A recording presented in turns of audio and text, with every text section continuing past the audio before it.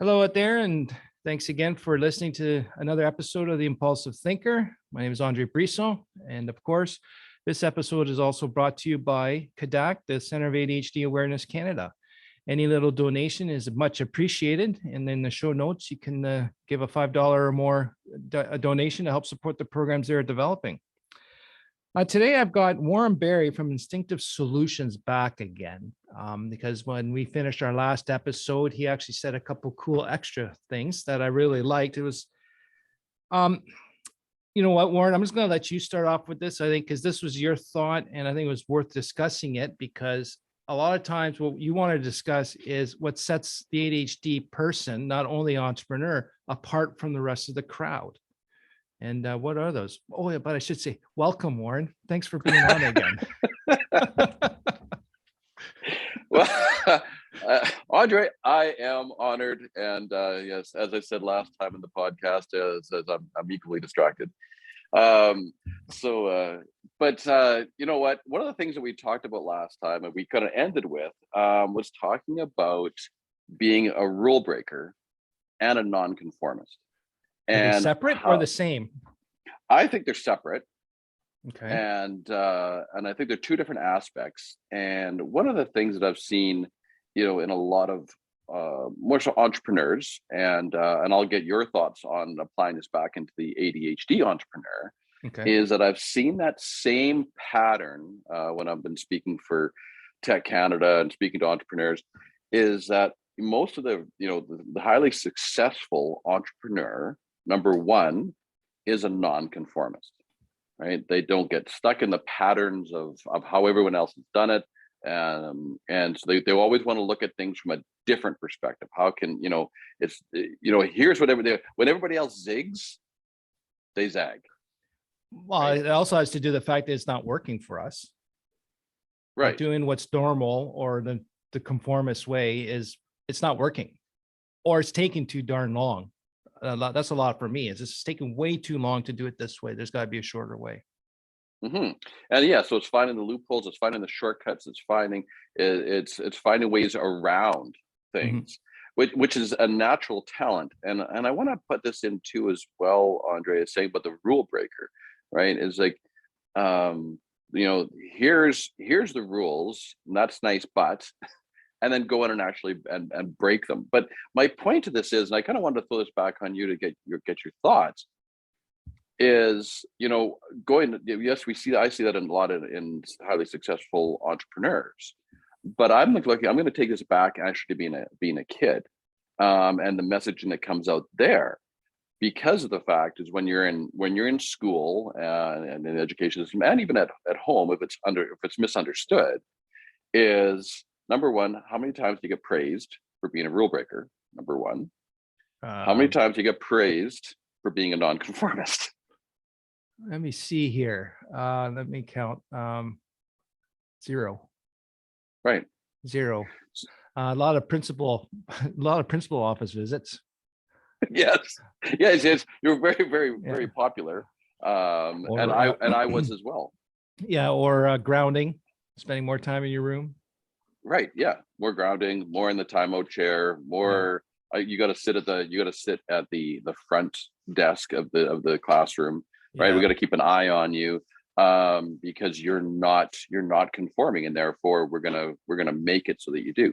But the interesting thing about this is that, and you're also not, sorry, and I just want to make sure that we've got this clear. So you're not referring at all to like a kid is hyperactive and disruptive because it just can't sit still. You're talking a little more about a conscious decision and not conforming and breaking rules, and not just doing winging. Well, because a lot of impulsivity has to do with it, but right, it's not just that disruptive, physically hyperactive person we're referring to here.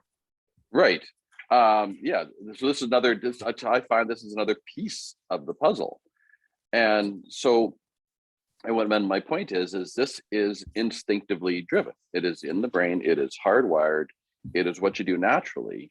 And so, just as an example of this, and this applies to basically in school, but it also applies back to being an adult, being an entrepreneur, is even so in school, how many times do you get good marks for simplifying? When do you get praised for simplifying? Uh, I always got marks for saying, taking off marks because my essays weren't long enough. There But you I go. met the requirements of I need 3 points to explain to prove my point, but I did it in a page and a half, not the 8 pages they required, and I was good at it.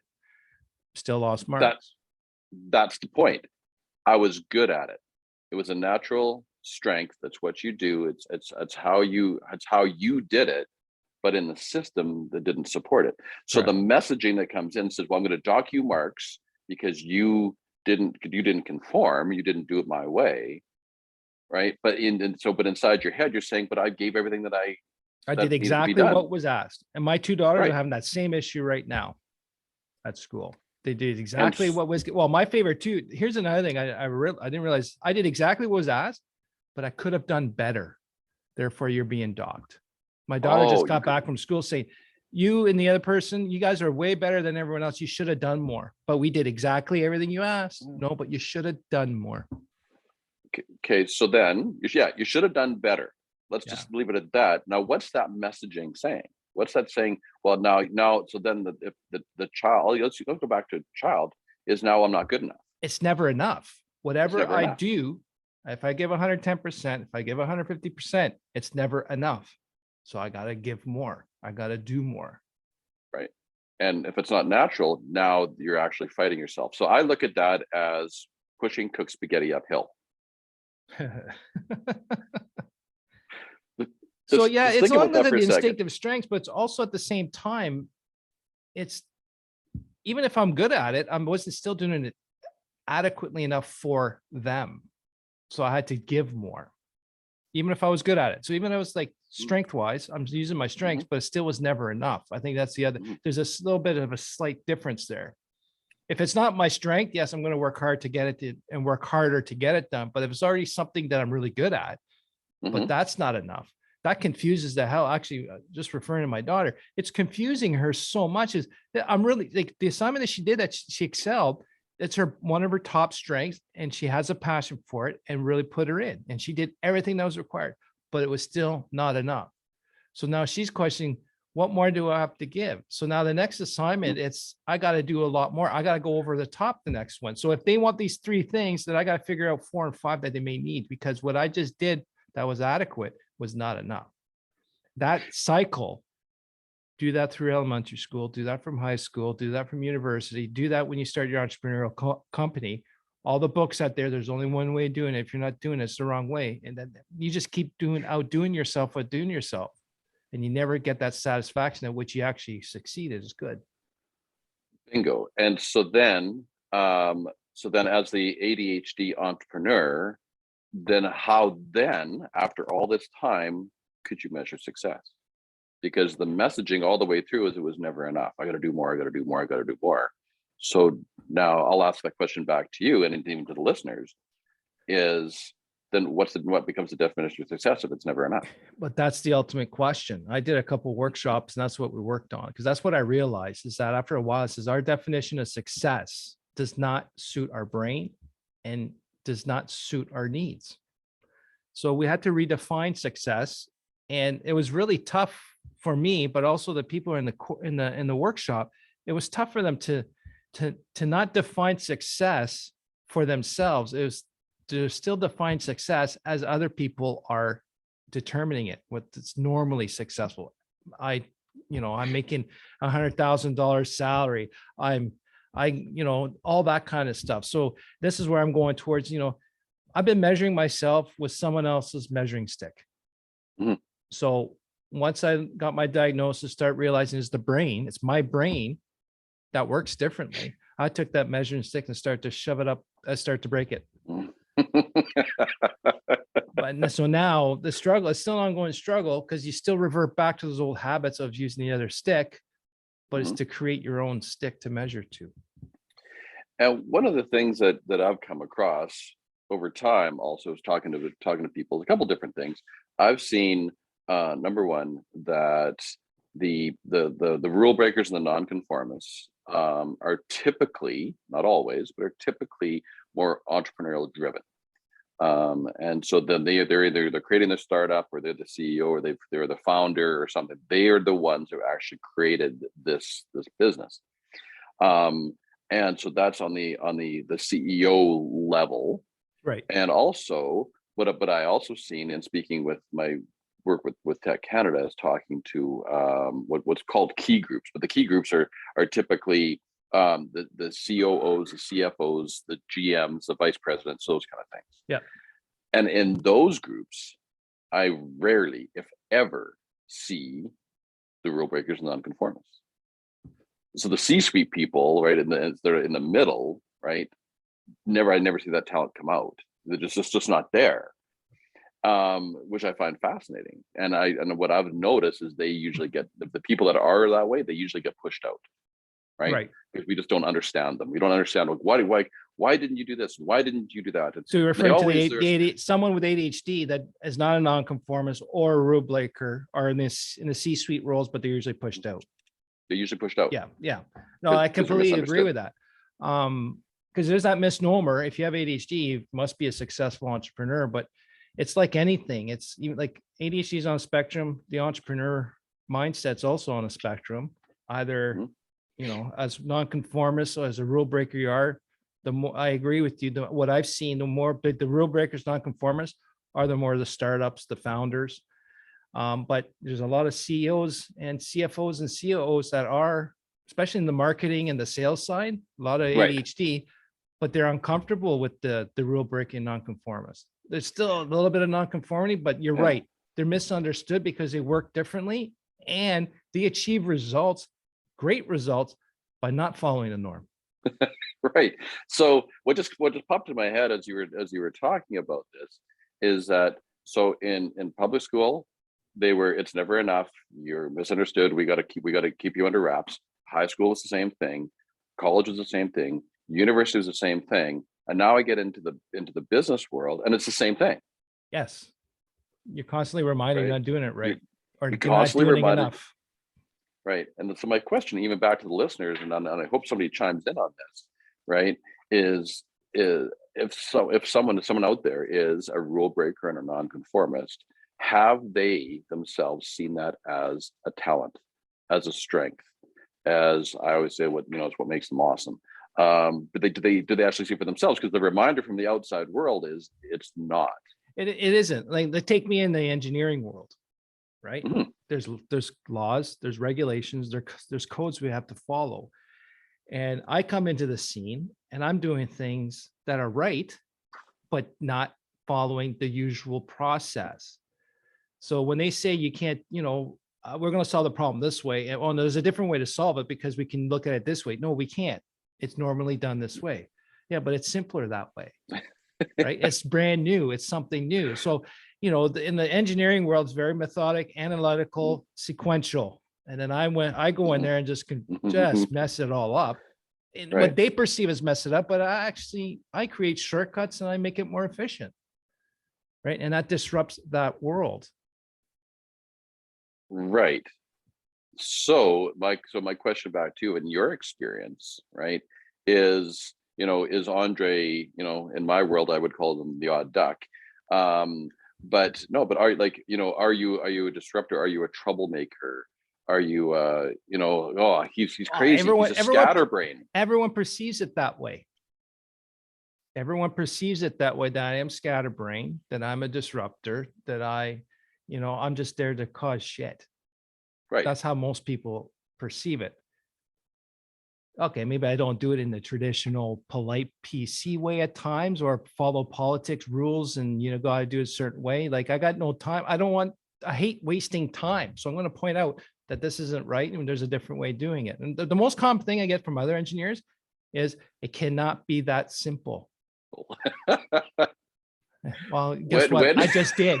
It is that simple. We just complicate it for job security or for making ourselves feel important.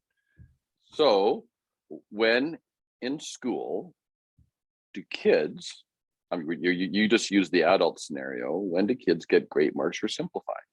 It's the same message. You can't be that simple. You just can't do that simple. Well, they don't get marks. No, they don't get marks for that, because that's not the system. That's not the rubric. Oh, that was a fancy word. The rubric for the measuring success at school. The only place, honestly, I can think of that you can get that high school and elementary school for being a shortcutter or world breaker is if you're volunteering to do extracurricular activities. Like my daughter right now is doing a lot of the video announcements and running some events, and the way they do it and they execute the organization is good. That's where they get the feedback. Mhm. Oh, you did that very well. It was very quick. But that's the only place, but you don't get marks for that. You just get teacher points, Right. right? Exactly. Yeah. You don't get marks Yeah. for it. Your marks are deducted, but yet you're still using Yeah. that same talent over there. So Right. that's why I'm So going to reinforce my daughter when you go to high school, extracurricular activities, because that's where a lot of confidence building will build from. right, because you're not getting the confidence built on the other side. Correct. And so here's my question back to you, Andre, as you being the ADHD expert that you are, living and breathing. But no, what would be advice that you would provide your listeners to say if they are a rule breaker such as yourself, if they're simplifying projects, if they're creating efficiencies, if they're disrupting, and they're creating all these shortcuts, right? They're the scatterbrain, we'll call them, with utmost respect. And if they don't, if the messaging has been that it's never enough, you're wrong, you can't do it that way, it can't be that simple. What advice could we give back to the listener to say, you know what, like, let's, how are you going to redefine it, or what advice would you give them in order to actually get them to think differently? Well, I'll tell you one thing. When I started conforming to doing what's normal practice based on my accountant, what my other engineering buddies, other companies were doing, I always ran into problems, financial problems, business problems, client problems, staff problems. So long and short of it is, the more people that are saying it can't be done that way, it should not be done that way, you have to do a different way, you're doing it right. Keep doing it. You're going to get resistance and all that, but all you can do is to explain it logically. And if you can, that's great. If they receive it and accept it, that's not our problem. That's theirs. They don't like having an alternative method work that doesn't make sense to them. And then they raise their hackles and they're afraid of it, and then they'll fight it. So keep going and doing what you think is right. And if it's working, that's all the proof you need. And that's what I started doing. I just, I'll learn a rule of the trade or the rules of the rule book and see if it works. If it doesn't, it's out. If it works, I keep it. But if you're not pushing that envelope, you're not going to grow or succeed. You're only going to follow the norm, and normal's boring to the ADHD brain. But yeah, so long short of it, just keep pushing. If the more people are saying no, you're on the right path for you and your company and your dream. So, like I said in another, I think it was a group I was in, but I was just say #suck it. I'm doing it my way. But the other thing I want to bring back here, the rule breaker. Okay. Now, the rule breaker, especially I'm elementary school, high school, university, even right now, the rule breaker, I'm assuming, I'm making an assumption here, but the rule breaker I think you were implying was not the rule breakers, it's just out to cause problems. I just want to break the rules because it's going to give me negative attention, and that's what I want. Because I look back and I was a hyperactive kid. I know that physically, but I was not that bouncy kid all over the place in the room being disruptive. But I was disruptive in a different way, in an intellectual way. So I broke rules. I towed the lines. I broke rules without breaking rules. That was keeping my mind intellectually, because I disagree with them because it made no sense. And I would challenge that, but still doing the right thing. And then the other thing too was I would actually openly challenge teachers and principals if they were wrong. I was known as a rule breaker because of that type of stuff, right?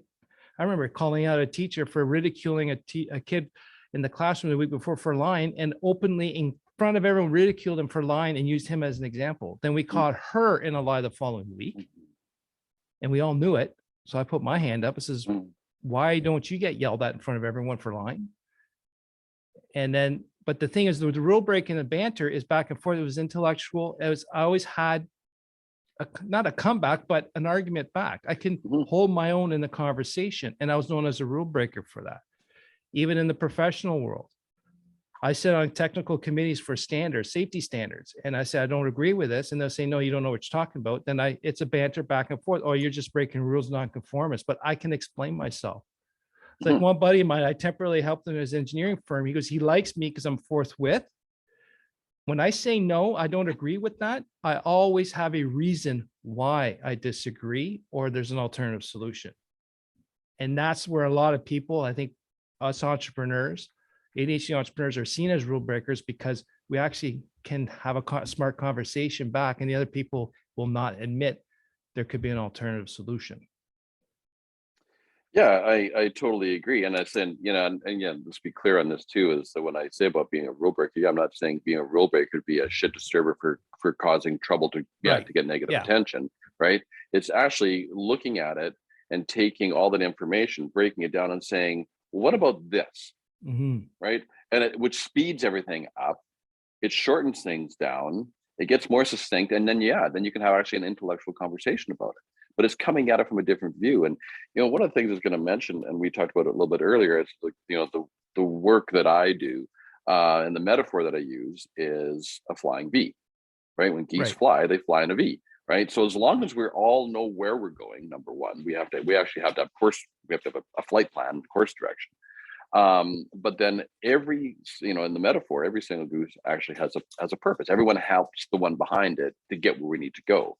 My point, as a team. So my point is, right, whether it's a team, whether it's a sports team, a organization, a team in school, a group of people, a public service, it doesn't matter, right? Is that everyone helps everyone out. So the nonconformists, the rule breakers, right, the ADHD, and then the people who create policy and they're all a piece, right? But the important thing is not to say, well, you need to do it. I'm going to kick you out of the flock because you don't do it my way. Right? Correct. They actually speed it up, and they actually create a better. To me, it's a better end result. And it's to be open enough to be reliant on it, but also not only to be open up to everybody else has to rely on it because it's actually a part of a talent and skill and a contribution. But it's even for the individual themselves, right? To say, hey, you know what? This actually does work for me. You know what? This is what I can contribute, which comes down to confidence. Confidence, huge. And then the other thing too, about the nonconformist and the rule breaker, we're really highly respected and required and needed and appreciated in a crisis situation. Right. Because it doesn't matter what's going on, what's normally done, we're going to break rules just to solve this problem so we can get back and safe. Right. So, on that note, as much as we're not appreciated, or that's not appreciated, it's not that we're fully understood where we're coming from or what we're doing. The intent of being a nonconformist rule breaker is not just to cause problem, it's to see it from a different point of view. But we're highly appreciated in a crisis situation where a lot of people are stuck following rules and what's normally done in a crisis. Well, we can get it solved quicker because we're not following all those rules and coming up with our own as we go. And it's all dependent on the situation, right? So not just willy-nilly doing stuff. Right. So, but I think what you really brought out of this, Warren, is I think whatever that ADHD entrepreneur needs to understand and know and stick by is if it's working for you and many people are telling you it's not the right way of doing it, you're doing it the right way. Stick with it. Keep doing it. You know what's going on. You know what works for you. And if it feels right, 99% of the time it is. Guaranteed. And also to be self-aware enough when it feels wrong. If it doesn't feel right, there's your indicator. Listen to it. Right. It's like heartburn. Listen to it. It's like heartburn. But you're right. It's all about self-awareness. Self-aware. Like someone told me knowledge is power. I said, it is not. Awareness is the true power. Knowledge is something you know, but when do you apply that knowledge? Is when you're aware of something. So like you said, if you're aware it's not working, apply the knowledge to it. That's the power. There was a guy I learned from for many years when I was in my medical practice. And one of the lines he used to say, without awareness, there is no choice. Wow. I think that's a very powerful note to end on. because I think that's key for everyone. And I'd like to hear from the listeners what they think about that. Without awareness, there is no choice. If your gut feels to say it's kind of silly, sit with it for a while. It'll come around, because I truly believe in that. And I like that phrase. I'm going to put it up on my wall for sure. Warren, thanks again for your time with this conversation. I never put that two together, but bringing this up, but I think it's a fantastic topic to bring up to discuss and bring it out there. It's okay. It's cool. Yeah. Honestly, I like dealing with other rule breakers because it's a much more interesting conversation and we have more fun. And just because Absolutely. other people don't like having fun with that, that's fine. Hashtag suck it. Hashtag suck it. Thanks again for listening. Please share this episode and let everyone know about this podcast. And if you're interested in joining us, let me know at questions@theimpulsivethinker.com. Thanks again for your time. We both appreciate you listening to this and having us share our knowledge and experience. We'll talk to you soon. Take care now. Thanks, Warren. You're very welcome, Andre.